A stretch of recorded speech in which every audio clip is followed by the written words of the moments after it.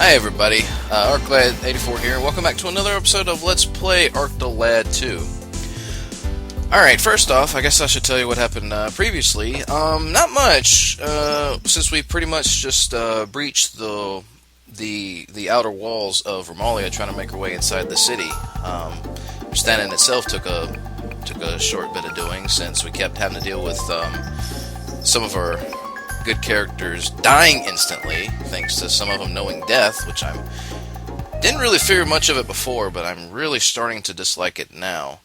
So, anyways, that aside, this is actually my second attempt at recording this. I've decided to go ahead just in case to make this a bit more of a post commentary thing instead of doing it on the spot like I usually tend to do.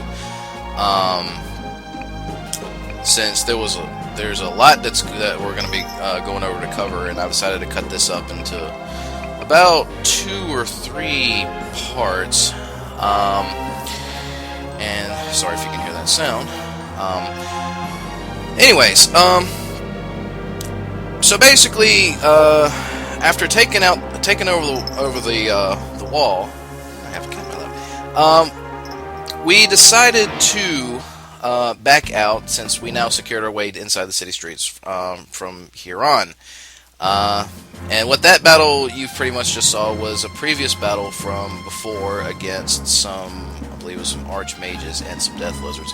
Which, by the way, that's the kind of fight you're going to be seeing a lot of throughout this area of Ralia. Nothing but mostly archmages and death lizards. There is a couple of other kinds of enemies which we will go over soon enough once it gets to that point. So, anyways, after the second fight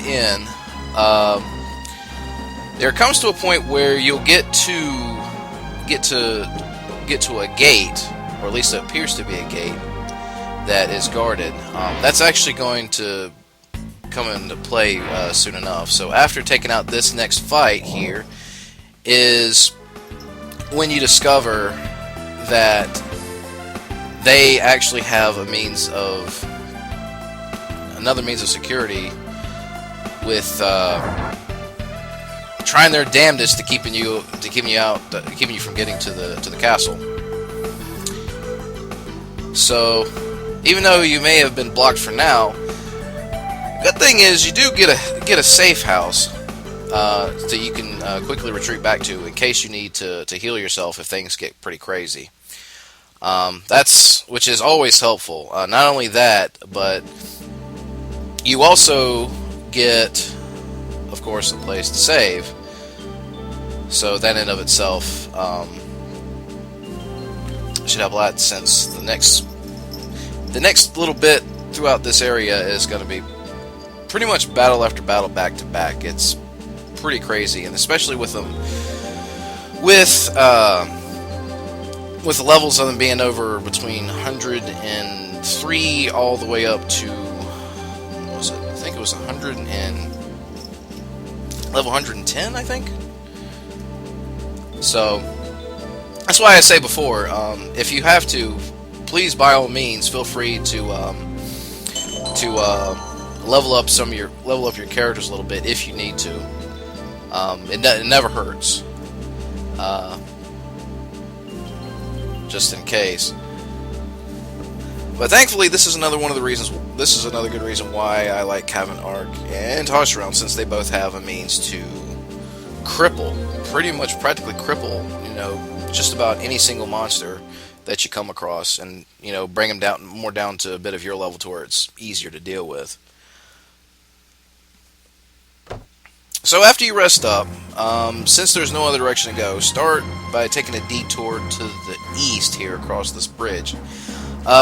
There will be other houses that you can check out aside from the safe house. Just be careful though, because some of them could reveal traps about such as this one here, with more mages and lizards. So let's just get this out of the way, and now we can enter the house here.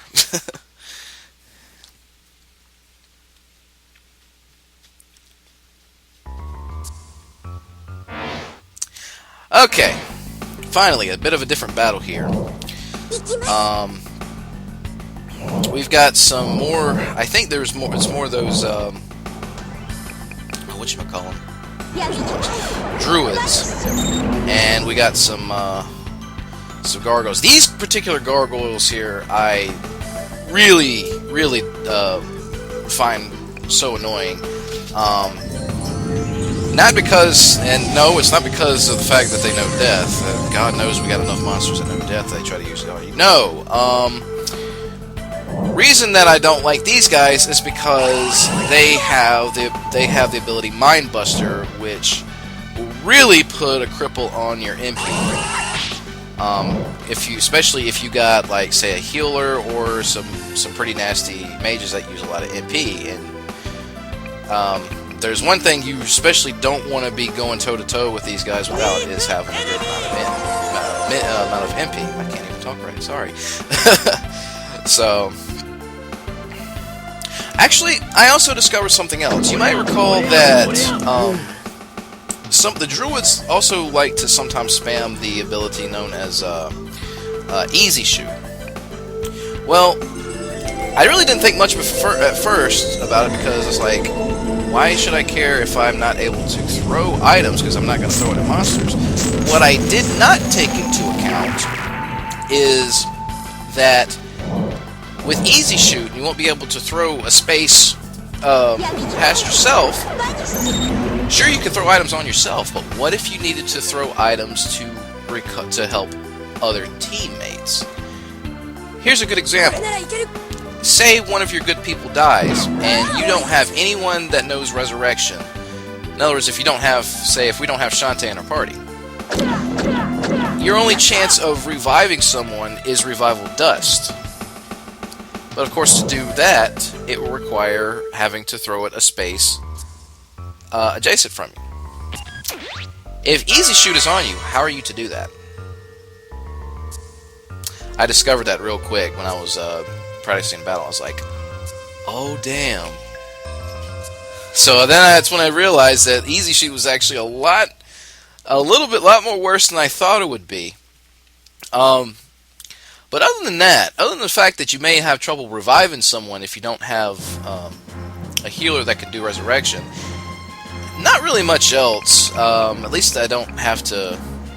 Like I said, I usually don't use items that often in battle anyways, with the exception of, say, maybe a strengthened fruit if absolutely necessary. But that's usually between battles. And then, of course, there's Revival Dust. Which, by the way, always keep a good stockpile just in case. So you'll probably, if need be, and it doesn't hurt, you might see a small bit of backtracking, but that's just to pretty much just go recover to try to keep our MP up. Since we want to have plenty for the upcoming fights. Now, as for the matter of how we're going to get to the castle, it's actually being guarded by a number of security gates. So, pretty much what we'll have to do to get to this castle is we have to find switches to lower the security gates, which are spread out all around town. So, we're going to be going down perhaps a dark alleyway or two, or cutting through a house. So check every nook and cranny, and make sure, and try not to overlook anything, because you never know where a switch might turn up.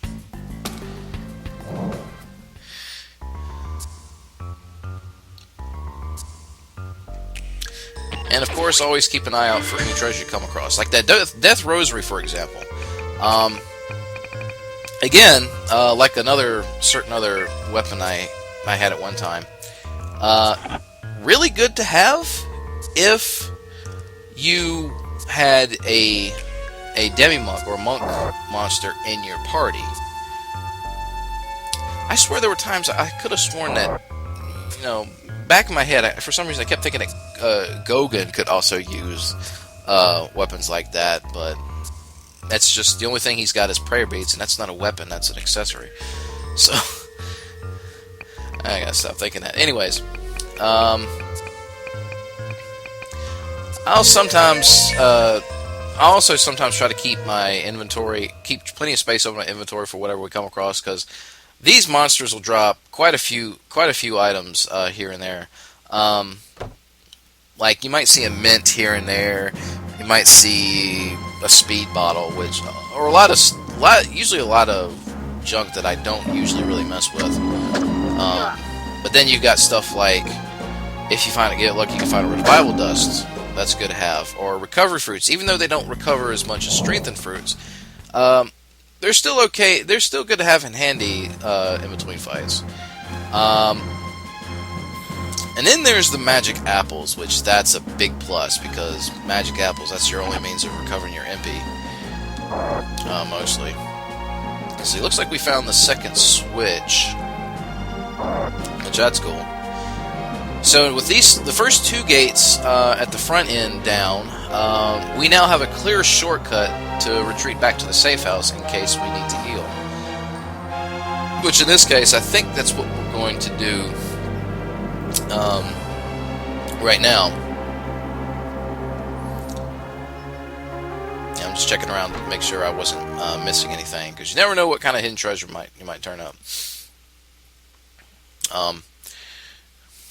I'm hoping to eventually come across some new weapons. I've had the majority of the same weapon for quite a while, like those platinum swords, for example. They've pretty much been our strongest weapons for a swordsman, such as Tosh and them, for about the longest time. And here we are, getting on toward near the end of the game. So here's hoping we'll get something just at least a little bit stronger, especially considering what we might be facing once we get to the castle. But we'll cross that bridge when we get there. Meanwhile, more of these guys. Yeah, they really start to become a pain slowly, especially those mages. What I don't like about the mages is that they have like status spells, such as they have Sleep Wind and Poison Wind. Never mind the fact that they can knock you out or poison you, which usually isn't that bad, but it's just the fact that how much damage it does because of how strong their magic is. Meanwhile, over here we come to the underpass entrance. It may not serve as much of importance now, but there's a possibility it can after a while. There's not much that can be done since it's pretty much locked tight. It's guarded by access codes. Something on the resistance part they're going to have to figure out. It's just going to take a little while. Meanwhile, we found a stat boost item. I think it was a Palos Nut? Something like that, yeah. And we found a blood bomb, which that's not something we really have to have right now. Okay, everybody seems to be set for right now. So, let us press onward.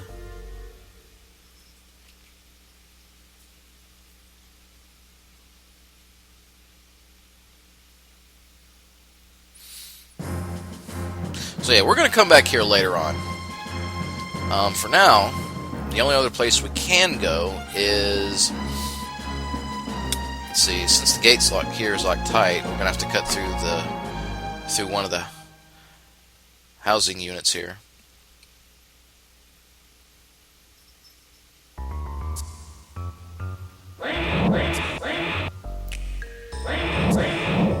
Oh my god, not more of these gargoyles. Oy. Well, if anything, at least they're giving some of my characters a good amount of experience to level up, because with the way they are now, since some of them are in between their 80s and their 90s, and I think one is still in her 70s, I think Shantae is. Thankfully, you'll level up quick. It's not a bad idea to grind if you got the means to take these guys out rather quick without being too overwhelmed. Especially in Choco's case, because Choco, I'm now that she's got unlocked all of her potential as far as powers and everything. Like that vanish move, wow! I just can't get over how awesome that move is.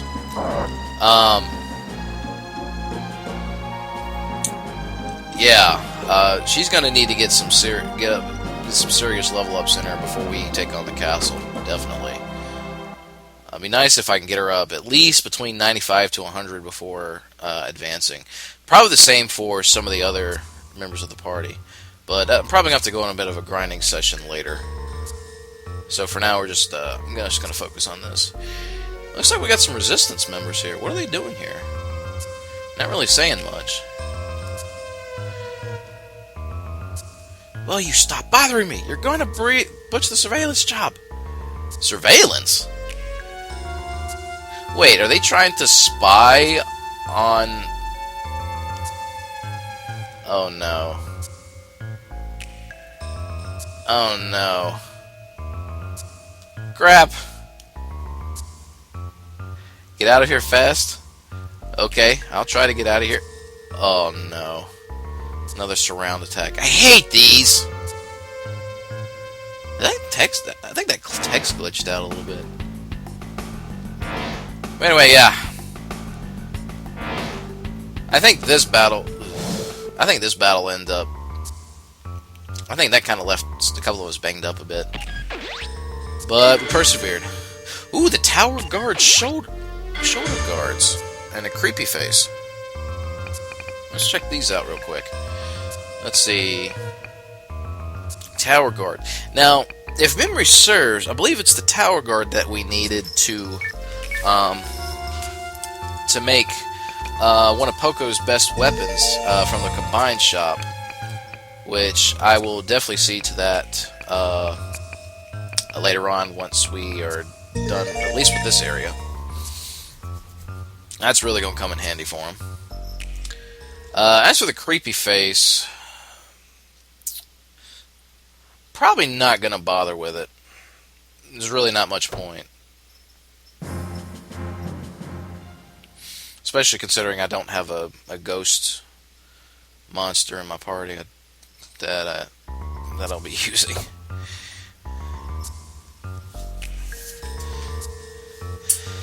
So yeah, that last battle kind of left us banged up there a little bit. I think I was getting a little bit short on MP at that point, so I'm going to do a little bit of backtracking once again, heading all the way back to the safe house. I know, the wonders of backtracking for the win, right? Oh boy.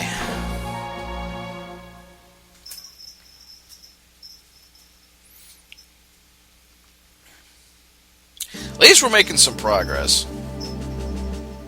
Now, we got 2 of the gates down, and we're about to go for a 3rd. Actually, I think we do have 3 gates down. So, we've already done pretty good so far. Pretty soon we'll have another pathway opened up. It'll be an even bigger shortcut directly back down south if you need to make a hasty retreat.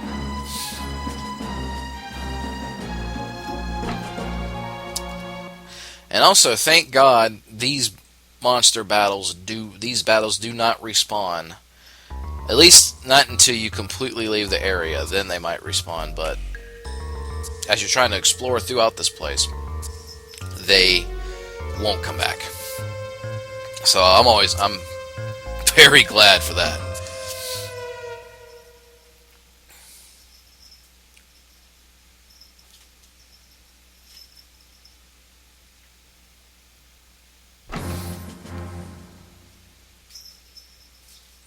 Okay, after making our way back up through here.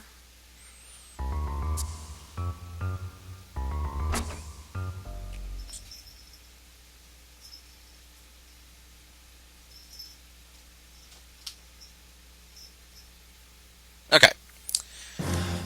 Right. We're We're gonna cut across to the east now, and we come across a bunch of. Wow, that many Romalian soldiers ganging up on one guy. That's pretty cold, man. That's really cold. Yeah, we're definitely going to have to take care of these guys real quick. That's just not fair.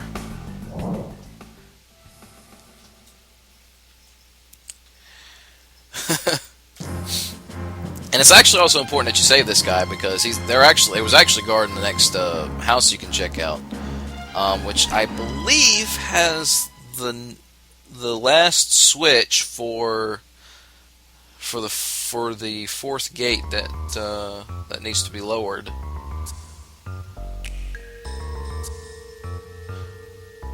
Let's see. No, it's not in this room. Yeah, I'm just trying to check to make sure I'm not missing anything or see if there's anything hidden. Which I don't believe there is. Yeah, the switch is all there was. This place could feel a little bit confusing at first, but once you get used to making your way around, it's really not that much of a confusing maze at all. It's just big. It's freaking huge.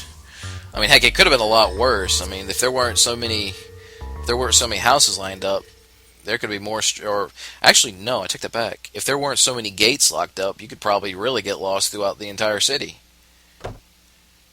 Thankfully, that's not much of a problem. All right, I think before we continue onward, yes, opening all these gates, you'll finally have access to this guy. And this guy right here is the person, if you took the job before entering Ralia through the city streets and got that last job of 58 where you had to deliver a charm to a boy's mother, this is the boy, that's the delivery. That's all you had to do right here. Your final job is now done if you followed all my videos up to this point. So if you have, give yourself a big pat on the back. All 58 jobs are complete. You're done doing guild jobs. So now it's nothing. It's pretty much from here on in, finish the game. You've done about everything else you could. Finish the game. Become the greatest guild hunter in the freaking world, I guess, since you hunted every single monster down and did every single job, like so. So with that, we're going to pause here for now, and we will continue in the next episode of Let's Play Arc the Lad 2. So until then, I bid you adieu for now. Later, peeps.